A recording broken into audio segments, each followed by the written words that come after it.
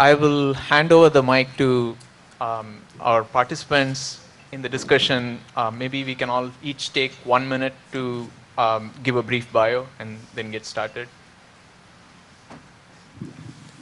Hi, I'm Carol Buckley.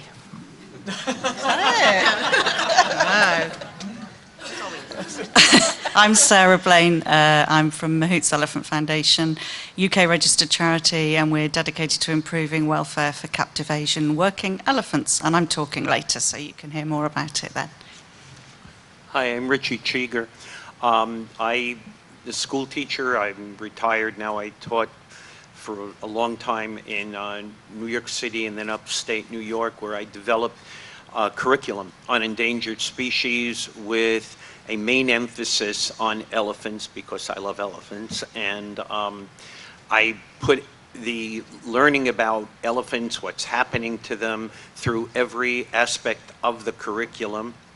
And now that I'm retired, I do a program called the Plight of the Elephants, where I teach adults and still in, children in schools about the biology and ecology of elephants, what is happening to them in the wild, the possible extinction if the ivory industry does not stop, and the horrors of what is going on in captivity, in the United States and throughout the world, in Asian countries. And we raise money doing these talks. We raised money for Boonlot's Elephant Sanctuary and Wildlife SOS. Okay, I think, is this the loud mic or the soft one? I'm not sure if you can hear me. It's the soft one, right? Can I use yours? Okay, okay, I'm Debbie Ethell. I'm with the Cota Foundation for Elephants. We specialize in primarily educating people in the U.S. One of the things, and about all things African elephant, so whether that's poaching or ivory, wild or captive, or whatever people want to know about. One of the things that I forgot to mention in my talk yesterday is that we do have a project on the ground in Kenya in an area where elephants only come out at night as well. So we are a 501c3 here and in Kenya. So thanks. I'm Adam Roberts, and I worked for 27 years in wildlife conservation and animal protection in Washington, D.C. for a couple of different animal organizations, and for the past year have been serving as an independent consultant working on a variety of projects, some of which I'll be talking about in a few minutes related to elephants.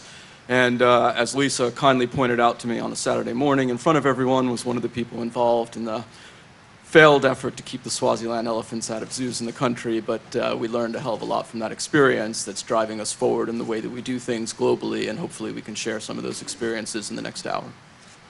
Carol Buckley, would you say who you are for the new... I'm sorry. Hi, I'm Carol Buckley. I'm founder of Elephant Aid International, which does elephant welfare work in Asia. Specifically, we offer foot trimming, pedicures for elephants. We do internships with the elephants for pedicures. We have a program where we work with the Mahouts to teach them a gentler, kinder way to work with their elephants, but they will continue to work with their elephants. And thirdly, in Asia, we create chain-free corrals to get the elephants off of chains. And most recently, we have begun our first project in the U.S., which is Elephant Refuge North America. It is 850 acres of beautiful land that will be home to 7 to 10 elephants. Thanks, everyone. So we have a bunch of questions. The first question I will take because it's easy. It says, could Free the Elephants produce on their website contact info for all the participants? We'd be happy to. The next question, this is for Carol. There are actually two questions. One is making an impact on zoo elephants. Actually, this is for everybody, but since you showed us the movie yesterday, it's referring to that, I guess. Making impact on zoo elephants without press or community support. And is there a question in that? I suppose, how do you go about, or do you have ideas or tips for... Okay, so ask the question again. Making impact on zoo elephants without press and community support.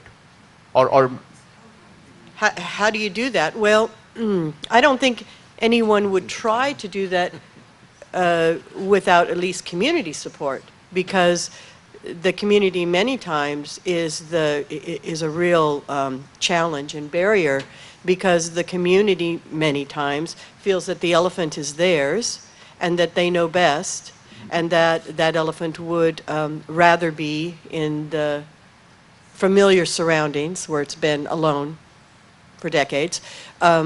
So in my experience, you need to cultivate a relationship with the community, educate the community, get them comfortable with you, get them to trust you that you care about that elephant as much as they do. So I wouldn't avoid that. It is difficult when you already have the opposition up before you even begin. That's a challenge. I'm sure others can speak to that. I can't speak about zoo elephants specifically, but we have 2 projects on the ground in Thailand, and we are community. That's exactly how we work. We work with communities, and we have the same approach to whoever we work with. So we also need the international community as much as our local communities on the ground in Thailand. The international community help us to spread the word. So yes, you need everybody. And like Carol says, you know, without the support and trust, it's gaining trust of those communities. That's the only way you can work with people, because, you know, they own these elephants. And what we often find is, through our discussions, they also want the best for their elephants. They're not the villains, and it's only through working together that we get the outcomes that we want. I'm a very firm believer that education is your biggest tool.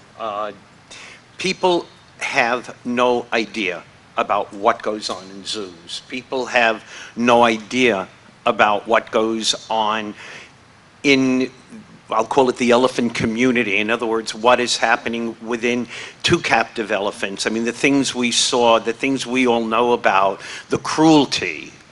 And I know when I do the Plight of the Elephant talks for adult audiences, it's shocking to see how they knew nothing about it. I had an 80-year-old woman come over to me at the end of one of my talks, and she said, I never knew. We just looked at zoos as, oh, isn't this lovely? You know, it's a place where we can go with our kids. And they had no idea of the lack of quality of life that the elephants have there. You need to teach people.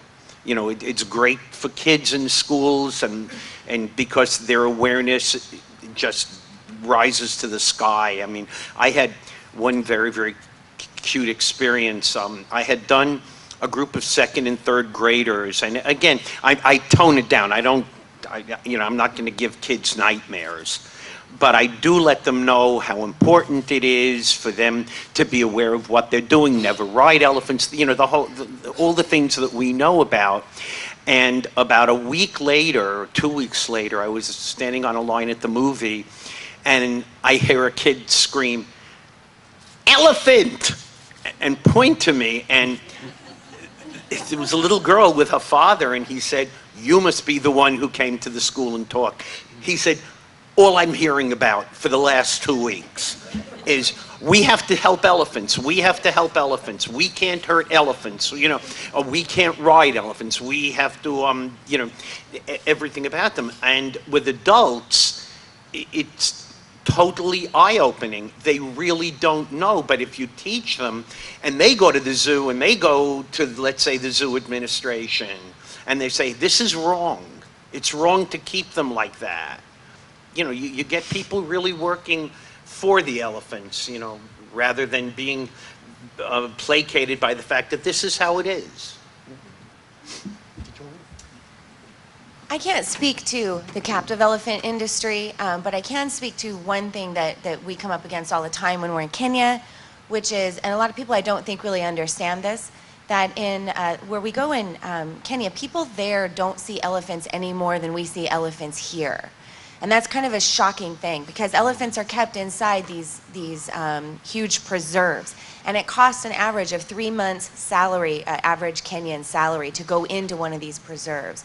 So, you know, having community involved in our project on the ground is absolutely necessary. And one of the things that we try to do is to introduce people there to elephants that are in their own backyard. And so, you know, that's something that we do as well.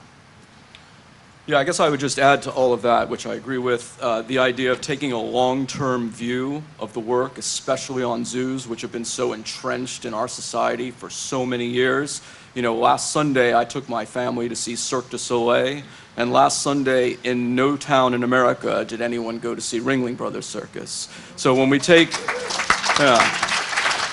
So when we take a long-term view of the struggle that we're engaged in and realize that even if we're not winning now, there are some zoos that have divested themselves of elephants, for as many still have them and struggle to bring in more elephants because the elephant population in captivity is dying out, there are zoos that are divesting themselves, and we have to keep doing that kind of long-term view about our work to know that eventually it will happen. And the other thing, in addition to the community support, the public relations support, government support, getting local legislators to realize we shouldn't be spending tens of millions of dollars of community taxpayer-funded money on zoo enclosures when schools need money for teacher salaries, that sort of thing is another way to go about all this, is to think very subtly about the work that's being done. You know, we saw some of these videos yesterday about the zoo folks talking about what they do and using language like matriarchal herd, referring to elephants in captivity. There is no herd of elephants in a zoo in America just because you have a few individual elephants put together in a zoo in America. So again, thinking long term and in these subtle ways, we start to change people's minds. And if we change not only people in the community who want to do other things, but local legislators who want to spend money in other ways, over the long term, I think we'll succeed. Thank you. So maybe we'll start there this time. This question is about universal basic income, what it would take to create an equitable economy, and is it possible? And I suppose the question is directed to the range countries, people living around elephant-human conflict areas. Thanks for starting down at this end. I was going to say, you know, it's the hard part about being on a panel with Carol Buckley. You get to, well, this question's for Carol, and this question's for Carol, and this question's for Carol. Okay, so in announcing my run for Congress, I'm going to answer a question about universal basic income. So one of the things I know from having worked in many countries around the world and finding that many of the countries around the world in which we're working, Ethiopia, Sri Lanka, Thailand, India, there are genuine problems of how we can support local communities to ensure that they have a stake in protecting wildlife. Part of that, not to continue the theme in perpetuity, but is education, explaining to local folks why it's so important that they protect wildlife, and as I'll be talking about in a few minutes, why wildlife is much more valuable to those local communities alive than dead. The thing that we always talk about, you can kill an elephant once if you're a trophy hunter and inject $10,000 or $20,000 into the economy. I won't say the local economy because it doesn't trickle down, but that same elephant will yield 40, 50, 60, 70 years of ecotourism revenue for the local community if left alive. So I think that's part of our challenge, is explaining to folks how there is actually a greater financial incentive for local communities and the people who live in and around wildlife and wildlife areas to keeping these animals alive in perpetuity rather than either killing them for profit or capturing them for captivity and profiting that way. No, I just forgot what I was going to say, and it was so good. Oh, I know. It was on something that Adam just shared. I think the cost over an elephant's life, if you take out an elephant in Africa with some pretty hefty tusks, you can get $100,000 for those tusks. If you let an elephant live throughout its life, the value is about $2 million. So it doesn't really compute. If you leave the elephant alive, you bring in tourism. We're copying a project in our organization and that the Owens Foundation for Conservation Wildlife originally did in Zambia. And it's, I don't know that our end goal should be that we're trying to get universal income to match necessarily, but we're trying to raise the income definitely in areas where poaching is rampant. the Owens Foundation went into this area in North Lungwa National Park, Mark and Delia Owens, and they were looking for elephants, and they found very, very few. But what they found instead was incredibly high rates of poaching, and they found no elephants where there should have been many. So this was the very first beekeeping project. I know we've heard a lot about a lot of beekeeping projects lately. This was not about bees keeping elephants away from anything. This was just about selling the honey and selling the beeswax. And introducing plants and planting programs, and then educating the people in these communities about the value of elephants. They sold these products, mail order, 30 years ago. This one project proliferated into 18 surrounding communities, allowing these communities to lift themselves up. They didn't have to rely on poaching anymore, and they didn't have to kill the other animals to survive on when they were using the elephants as income, the ivory for income. So that area of North Lungwa National Park ended up accumulating the largest population at that time in Zambia of elephants. So we're copying a project that's very similar to theirs. In the same way, we go into an area that really is not making, doesn't have any other way to bring in income in that area. But what they are doing is they're using their garbage and they're creating the most gorgeous artwork I have ever seen. And so we're putting that up on our website. So in a very small way, when people here say, well, what can we do to help? If we're not going to go on safari, if we're not going to go, spend thousands of dollars to go to Africa, you can purchase those products and that money goes right back into those communities. So.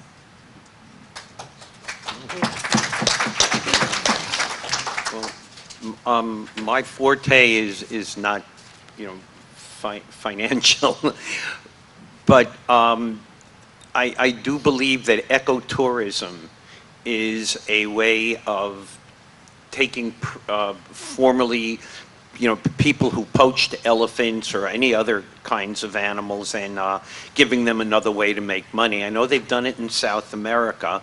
I do work with parrots, and parrots were big victims of poaching, and now there are definitely places within South America that those same people who had poached the parrots will no longer do that, but lead tours of ecotourists who come to South America, and I believe the same thing could be done in Africa and in Asia. I know Wildlife SOS stopped the dancing bears and by giving these communities that had previously made all their money by doing, by torturing these dancing bears and, making them do what they did and giving them other ways of making a living wage, and it's working, So the communities that we work with have captive elephants, and well, not traditionally, but what has been happening is the elephants and the Mahouts from the community will leave to go to the cities to work in tourism. And that can be the whole range of tourism, from chair riding, painting, shows, all of those things. The people have no choice but to take the elephants away. There is no income at home for them. So what we do is we have created a model which creates a path home for both elephant and Mahout. So we're reuniting families together in very, very remote communities. The elephants go back to huge forest areas. What we find is the communities want the elephants to have the best life. They want them in the forests, but without an income, that's just impossible. So we create tourism models around all of that, around community, around the elephants, and people come out, our guests come up to the villages. The whole community benefits. It's a model called community-based tourism. So everybody in that community benefits from that. It's not about one person making money. So people stay in homestays with families, they cook for them, they go out foraging with the ladies, they help cook vegetables. There's as much community stuff as there is elephant watching. The Mahouts make money from having our guests in the forest watching the elephants, and they just watch. This is exactly what these communities want, and it benefits everybody. The ladies weave beautiful clothes, and people buy their cloth and their bags. So everybody benefits from this, and it changes tourism, it changes elephant tourism. It protects the community, gives them a livelihood, it's sustainable into the long term, and it means that tourists are knowing that they shouldn't really be going to cities to see elephants, to ride elephants, to do all of those things, that they should be working hard to see the elephants, because the elephants are in the forest where they belong. That's our model, and it benefits everybody in the communities.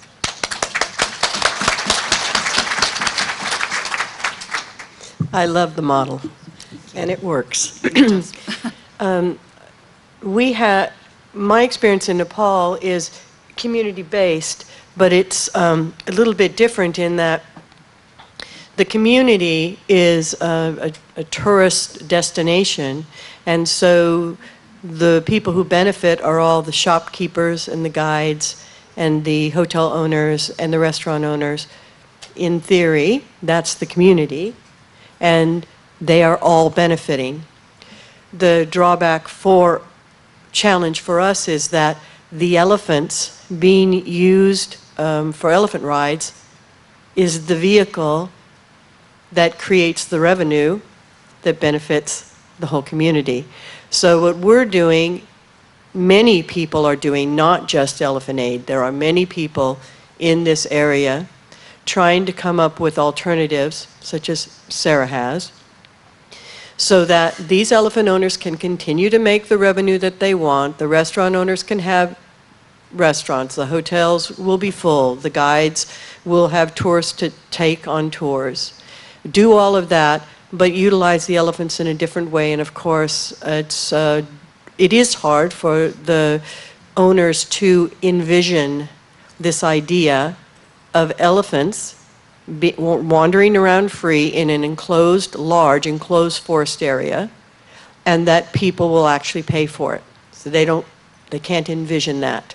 So creating models is so important, like Sarah has done. So there are a couple of people who are doing models. Actually, there's one woman named Lena, and she is, do you know the name of her org?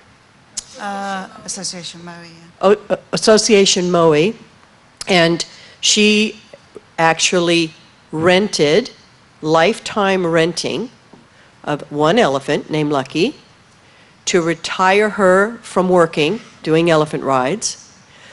She now raises funds to pay for the upkeep of this elephant, who retains her 2 Mahouts, because the elephant has to walk from here to there, through villages, to get to the river, to get to the pasture, to get to places where she can be an elephant. So Lena actually has created this model where for a few $100 a week, she can ensure that this elephant will never do rides again. And one of the ways that she will sustain it is tourism. So a tourist can pay to come for an hour or for a day or for a week and be there, be allowed to experience Lucky. Not play with her, not pet her, not get your picture with her, none of that stuff. To stand back and watch this elephant now have autonomy and be virtually free for several hours every day. So I'm excited about this model because this can be duplicated. There are near 100 privately owned elephants that are doing elephant rides in Sohara. All of those elephants could be transferred into that model. Also the model of you take a forest area, you fence it off, put the elephants in there, and people will pay to watch. So it's benefiting a different, segment of the population. But what I do realize in Sohra is until you create the model, the alternative, those elephants are going to be doing elephant rides because everybody benefits from it. And I think that's really, really important. What we found was it's the replication of these models. So we purposely created a model that we know can be replicated, and we have done it. We've just been invited to our second community, and we're launching an incredible project there. The forest is just phenomenal, and the community are amazing. And we've now heard from 3 more villages who want to take on our model and join us. If it works financially for the community and they're happy with it, they trust you, it works forever. And I think this question is inspired by Debbie's talk yesterday, but seems to be directed to Carol. Oh, I'm sorry. What can 3 million do to your sanctuary versus what a zoo spends to expand their exhibits?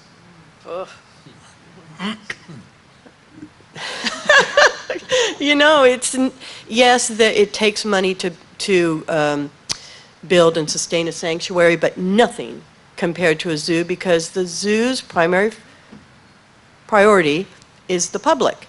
So if you think about all of the infrastructure, all of everything that you need for people, you delete that from a sanctuary where you are first and foremost concerned about the elephants. So you first are concerned about the land. That's going to be your big chunk of money. But we bought 850 acres and we paid $2.5 million. Okay? The fencing, we have complete perimeter fence around the land, and that cost us $147,000. We then did an interior fence for the elephants around the whole land. That cost us $410,000. And our barn is costing us $600,000. There you go. You're ready.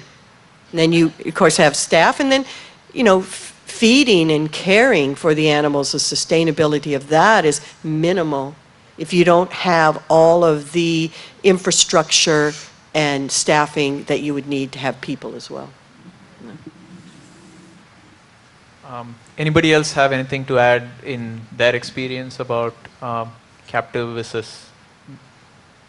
Yes, Adam. Well, just to quickly add on to what Carol was saying, I was thinking as she was answering that question that during the Swazi case, one of the things that the zoos had claimed were that they were creating new naturalistic enclosures, naturalistic exhibits for these elephants to live in. And I always said to myself, why would you create a naturalistic exhibit if you can have nature, right? And the one thing we know for sure is that when you're trying to put wild animals from other countries into city centers in the United States of America, you're trying to put a square peg into a round hole, and that is going to cost a lot more money than if you just leave them in nature, which is free and food is available and they can choose who to be with and they can breed on their own much more successfully. Everything is easier in nature because it's natural. And so it's that very principle of trying to put them in unnatural conditions that raises the cost so high. And I think for us as well, what we always tell people is, you know, our elephants don't cost anything because they eat 100% from the forest that they're in. So if elephants, it's back to what you said, if they're in the right place, they don't cost anything. And we have costs because we have to pay our mahouts, we have staff, we have all of those associated costs. But the elephants actually don't cost anything, and that's really, really important. Yeah. It's just a thought that I've always had when it comes to sanctuaries and getting more people to want to see want to see the elephants in sanctuaries rather than zoos, is to do something where people actually can see them sometimes and create some kind of way. Paws does that. Paws has Meet the Elephant weekends, and a lot of people go, and a lot of people think this is wonderful because not only are these elephants in the sanctuary and nobody's bothering them, but they can see them. There are elephants who like people. You know, there are elephants who like to be around people. And the concept that they're in sanctuary and if they see people, it's terrible for them, I don't really find that always a true thing. There are elephants who have been so terribly abused that once they're away, and they should never, ever, have to even be reminded. But there are those who do like it. I mean, when we went to a Boone lot a few years ago, those elephants have been hurt as badly as any other elephants. But there are a few of them that absolutely enjoy human contact. And it's like what Carol said about you don't go over to the elephants, you're not doing that. You wait till the elephants come to you. And if the elephants like people, remember, not the other way around, if they do, and it's unbelievable to understand that they still do after what they've been through, I think it's a good thing, that people are able to see them. In this case, you can even interact with them because they come to you, or just some way for people to see them and say, hey, look, there is still a way for you to see them. It doesn't have to be in that little environment of a zoo where they're walking in circles back and forth because they have no alternative, but they're in this wonderful place. And you could come and see them and, you know, if they want to see you. I just want to add one more number to the numbers that I had in my presentation yesterday. But on that second Swaziland case, when the 3 zoos went over to Swaziland to go capture the 18 elephants, that cost almost $100 million. So the plane alone cost $2 million. Just one renovation, and that's including the zoo renovations, one renovation at the Henry Dorley Zoo was almost $75 million. So there is no cost comparison. So it is a stunning thing when Carol and Sarah are talking about how, I can't believe how little money it actually costs to run a sanctuary versus $100 million to grab 18 elephants out of Africa to bring them to 3 zoos. And by the way, there were 2 sanctuaries willing to take them, one 12 miles away from where they were taken. So. And I'd also like to interject that several years ago, there was, at a conference, there was an organization that put a slide up that was, it said it all. And what they did is they took the size of the sanctuary in Tennessee, and then, it's a drawing, and then they put the size of the largest elephant exhibit in a zoo. And it was teeny. That's all you had to say. And then you compare the costs and say, well, it's a no-brainer. Yeah, I'm reminded of the map that shows the SeaWorld enclosure for Orca versus the parking lot size. Right. It's a bigger parking lot. Yeah. And I can't help but observe that when the zoo spends money, it pumps into the local economy, and so people are overjoyed.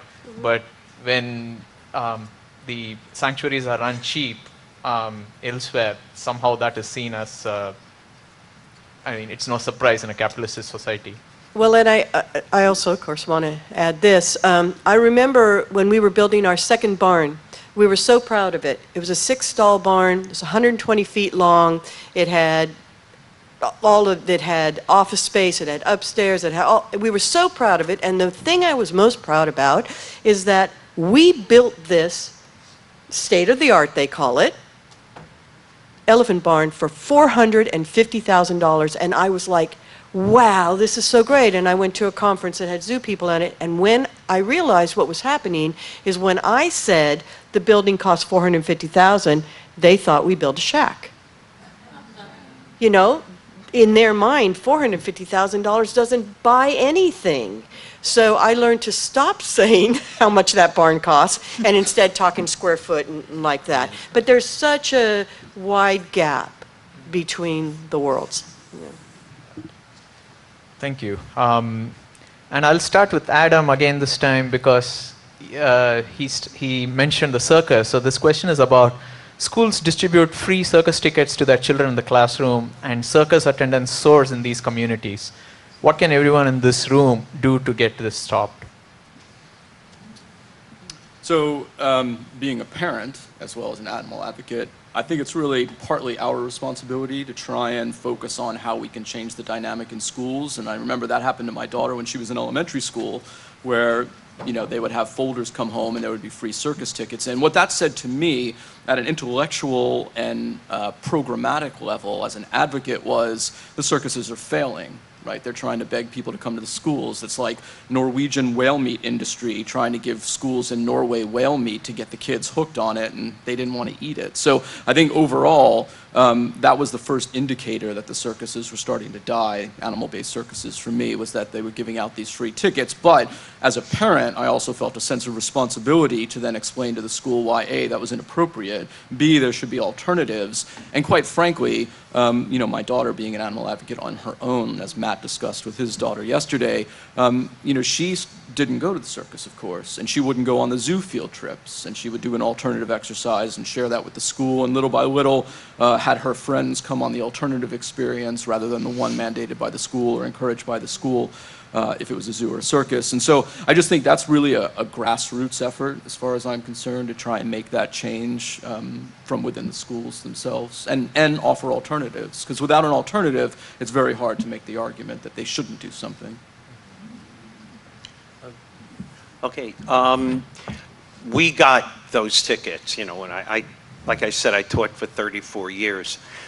One of the things that you as a teacher can do is you explain to the kids what happens to these animals before you see them and what you don't see. Again, you got to be careful, you know, that you don't go overboard. You don't want kids going home hysterical, crying. It's happened, and you know, you get these horrible phone calls. What did you do?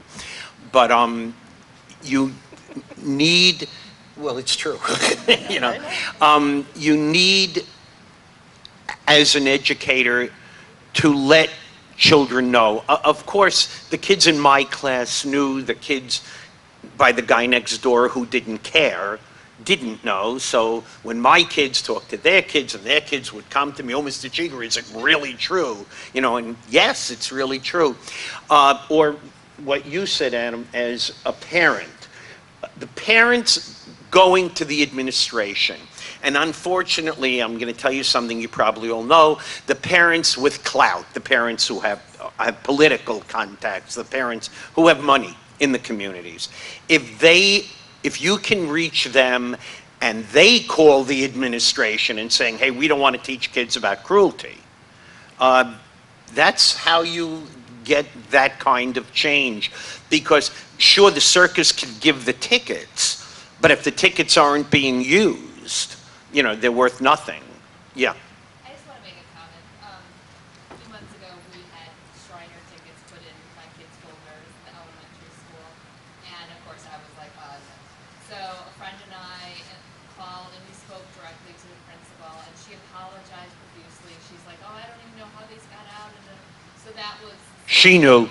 Trust me, she knew. But well, yeah. I was also told to contact the board, the school board, so I did write a letter to the board, as well did the other moms and the other moms. And so I think if you also go to the board level, that also helps. But definitely contact the principal and let them know. Well, you're absolutely right. You know, you want to go to the principal, and if the principal is somebody who hears you and does something, that's fine. But very often you have to do just what you said. You go to the superintendent, you call. I am outraged that you would allow, you know, to expose children to such cruelty. And then definitely to the board. You know, you keep going until it works, because you have to remember something. A lot of people don't care. A lot of people don't care. It's their own personal thing. Yeah. I do this in my community where a circus is going. We have a team that will call the schools. Superintendent, they have the control if those tickets that are distributed by the circus goes to those children or not. And a lot of times those superintendents don't know. They don't know like everybody else. So we educate the superintendent and we, you know, ask them, please do not put those tickets in their book in their classrooms book bags. And a lot of times they agree and they don't do it. So it takes everybody in every community where a circus is going to call the schools and ask them not to put those tickets in there and educate them, bring something in that they can read and distribute to the board members. And it really makes a difference because those communities that give out those tickets, circus attendance does soar. It does. I agree with the grassroots approach. I think it's up to everybody. I used to do a lot of school talks when I first started out, before I was crazy enough to start 2 projects. That's what I did. I spoke, and I don't have time to do it anymore. But we do have volunteers that go into schools and do those talks. And when you reach, you know, a class of 150 children, just think of all of those parents that are being spoken to when the kids get home, and grandparents and all of those relatives. You reach a lot of people. On a personal note, when we walked our elephants back from the camp they were working in, it was an 8-day journey back to the forest, and we had a film crew with us, and that was made into a documentary, and we purposely did that for a BBC stream called My Life, which is a children's channel. And the story was my children have grown up doing this, and the story was told through the eyes of my children for children, and it had the most incredible response. We still get emails, this is years later, it was called Our Big Elephant Rescue, and it really reached so many children and their families, and it was, I know there's lots of people here that do school talks, and it's such a valuable thing to do. Thank you. I think we might be close to the time limit. Does anyone have any pressing questions or got inspired by the discussions? I actually have a weird question. So I'm just curious, when talking about community income and how to support people dependent upon elephant exploitation or poaching, do you guys know of any like micro loan programs that are working in these elephant conflict areas to self-empower community entrepreneurs towards a humane-based income? Which is my new idea. I just came up with. Has anybody done that? Right to your government. Yeah, but like a microloan. You know, you get a woman started on a laundry for $50 with a proviso that they do a humane base, so they're not, or making stuffed animals or doing something that's humane rather than, and they can start their own business for a pittance, right? $50 gets them their sewing machine. That would help them transition from exploitative income to humane income. Is that happening anywhere? I think that's what Wildlife SOS was doing, you know, with the dancing bears. It's stopping them from doing that because that was their source of income. And then you remind me with the sewing machine, I believe it was making clothes, making things to sell, and it kind of transitioned them into a much, much kinder and I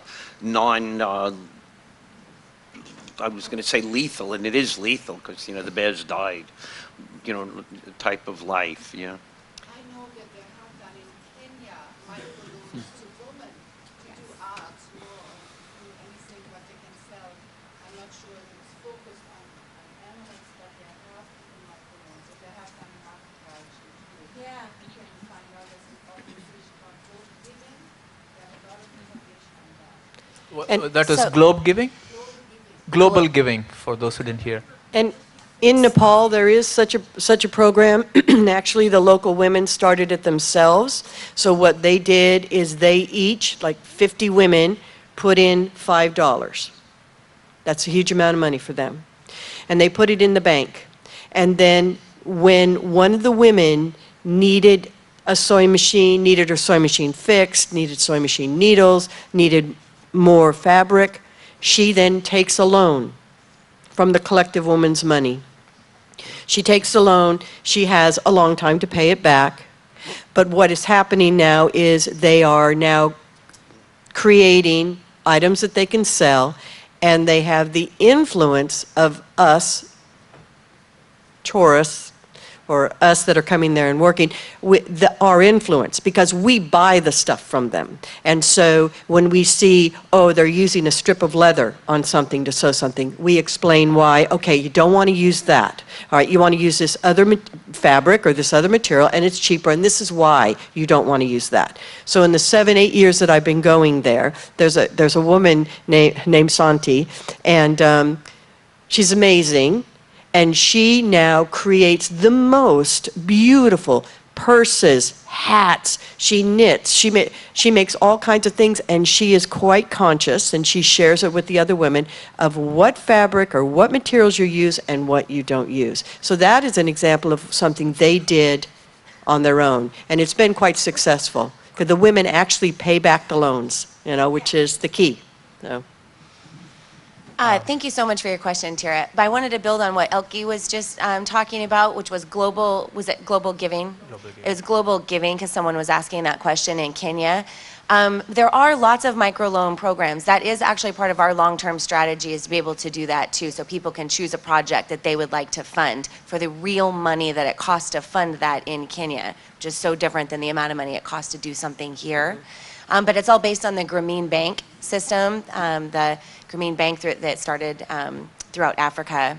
Yeah, so there are lots of those. There's another one, and for the life of me, I cannot remember the name of it. It starts with a K. I'm sure it is Kiva, yes. So you can go to Kiva, and you can actually donate to whatever projects that you want throughout the world, really, and then they pay you back. So it is a loan program.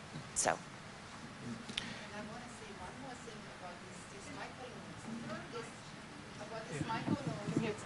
Say it on that. Do you want to use the mic? These microloans empowers women, and that's a problem in many of these countries, you know, that these women can really be productive for the society, and they give these microloans, and then these women get stronger and take their lives in their hands. And we all know as women, we have to go a long way to change the society and go away from the patriarchy, which is so dominant and suppresses so many women. So I have hope for these projects. Can I add one more thing to that too on what Elke was saying? The Grameen Bank, it was actually, that whole system was based on empowering women and giving money to women. And they actually did a lot of study on that. But when they were giving money to the women, they found that the women were not only feeding their children, but they were feeding their neighbors' children. And when they gave the money to the men in the villages, they were buying Lamborghinis. So, so that's what these loan programs are based on. And also in our organization, that's what ours is based on that too, is we empower the women, we give money only to the women, and then they actually do hire the men to make the artwork out of the garbage. And then they're also, you know, making the artwork out of garbage. It's stunning. So yeah, thanks. Thank you. There is one last question that's a spillover from yesterday's talk of Carol Buckley, and I think I saw a lot of people asking similar questions. So, and I earlier spoke to Carol about it. So, if you could please address your comment on elephants elephants not seeing themselves as victims, but they see the injustice, but they transcend it.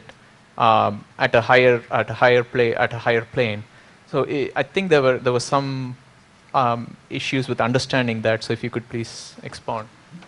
Okay, I don't know if I can explain it because it's more of a intuitive, not intuitive feeling, but an intuitive reaction to the elephant. So over time, over these 40 years, I have come to believe that elephants do not see themselves as victims.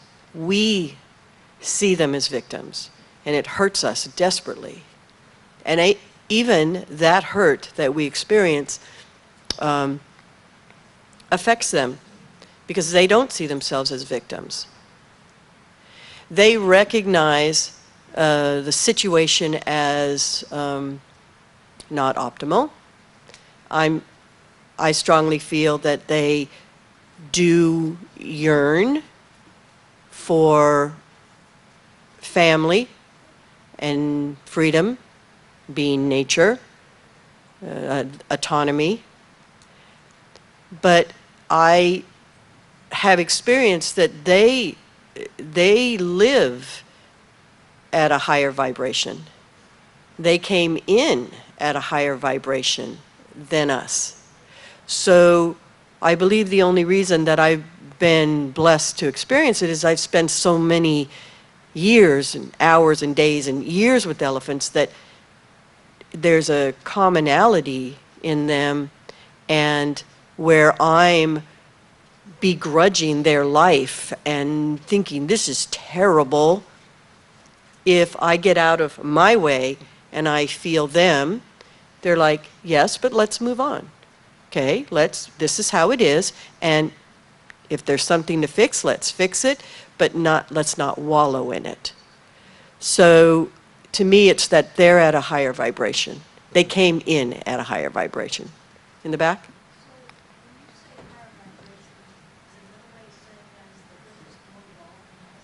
Exactly.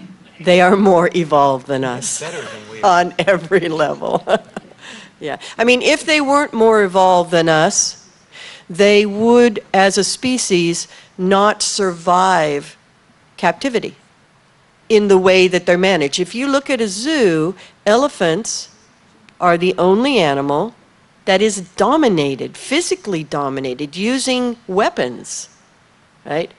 If elephants were not as evolved as they are, their psyche couldn't handle it, they would die off, so zoos wouldn't manage them like that. You can't do that to a tiger. If you did to a tiger what you're doing to an elephant, that animal would die from the stress of it all. So on one hand, it's the dilemma of elephants are so evolved that they can survive this trauma. I many times wish that they wouldn't survive it, that they would just die off. And then we wouldn't have to experience the pain and suffering of seeing them in a situation that we think is, you know, deplorable. No.